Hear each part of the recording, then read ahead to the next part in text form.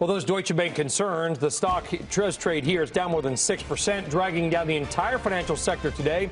Let's bring in your Trading Nation team. Dennis Davitt of Harvest Volatility Management, Max Wolf of Manhattan Venture Partners. Max, first to you. Do you think Deutsche Bank is a Deutsche Bank issue, or is it a financials issue which deserves to bring the group down?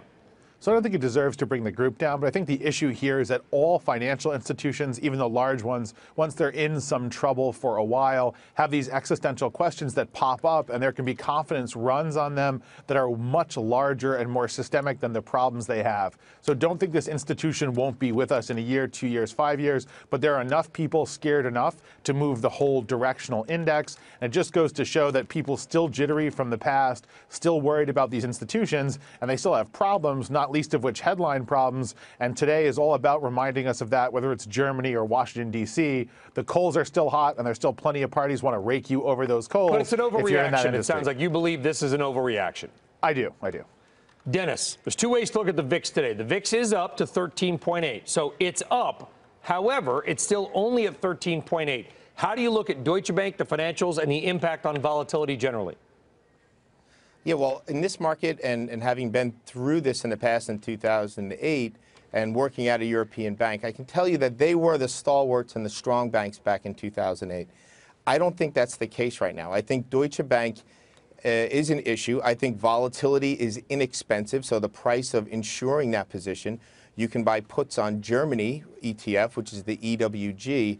So I'd probably take the other side of Max on this trade. I would be concerned. I think there is a lot of, unless you get an absolute clear statement from Deutsche Bank, as opposed to the one we just got, I would still be cautious. Now, I'm not a bank analyst, I'm a volatility trader, and I just look at it and say, the options are still pretty cheap.